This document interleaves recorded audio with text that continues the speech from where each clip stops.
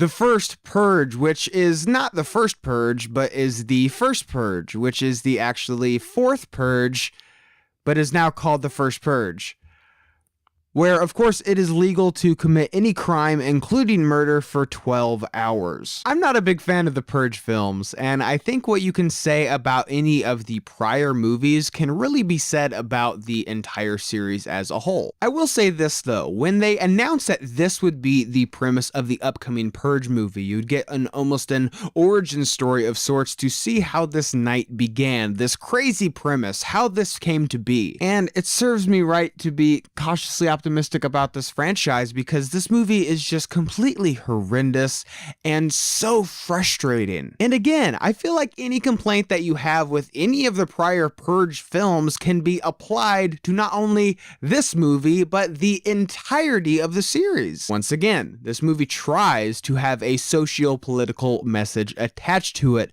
but in pursuit of achieving that, they absolutely beat you to death with this message. And what's so frustrating is that it's really the same message that they've been having for 4 movies straight now, and that's that the government doesn't want poor people to survive the purge. Now, regardless of what your political beliefs are, and regardless of the fact that I tend to agree with a lot of the problems that the protagonists in these movies bring up, even I think that they're laying it on a bit thick and that they need to tone it back. And once again, this movie that I think is supposed to be a horror movie is comprised of almost entirely jump scares, having really like 0 moments of genuine fear. Every single scare in this movie is a result of a loud noise or a character jumping out and scaring our protagonists. And that's of course assuming that this movie is trying to scare us, which, to be honest, I really don't know at this point. I have no idea if this movie's trying to be a horror movie or trying to be an action movie. I really don't know. The tone is so conflicted in this entire series, but I think the thing that gets under my skin so much and makes me so frustrated when I'm watching this movie is just the absolute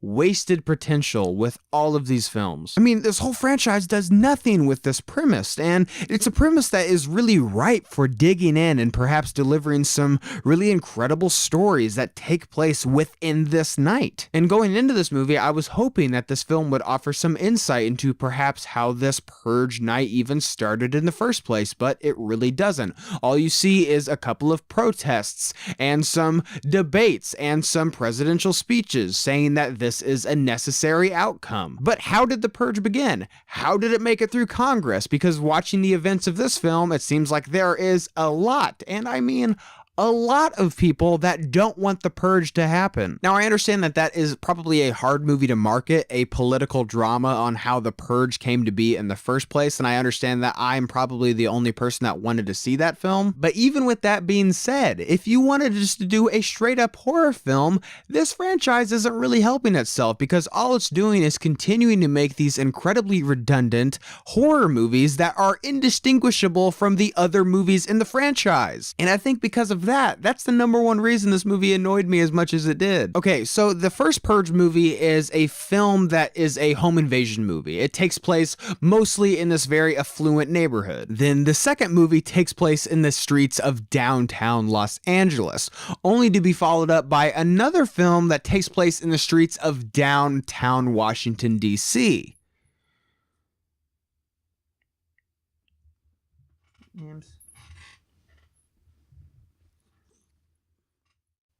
What are you doing?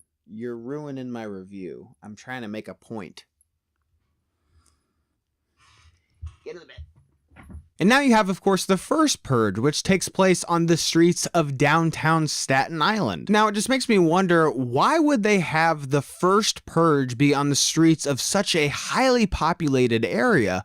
Why wouldn't you want to condense it so if maybe the people participating in the Purge don't stop right at 7 a.m., you don't have to declare martial law on the entire area of Staten Island because people keep murdering each other? And even with that pushed aside, We've now spent 3 movies in a row spent on the streets of a major metropolitan area.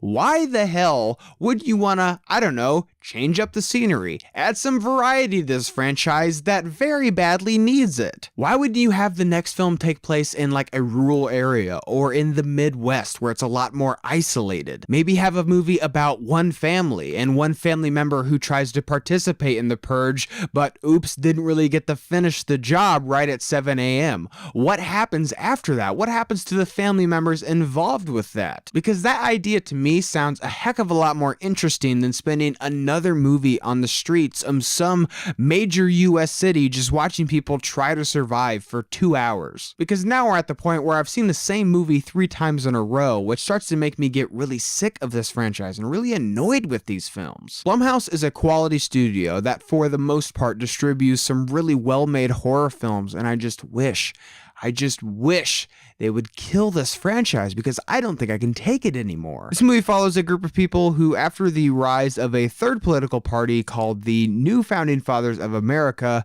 must survive the First Purge. So did you guys see the First Purge? What did you think about it? Leave your thoughts and opinions down below. And as always, guys, thank you so much for watching today. I hope you liked today's video, and if you did, you can click on the link down below and subscribe to my channel to see more movie reviews and movie-related things. Again, thank you so much for watching, and see you next time.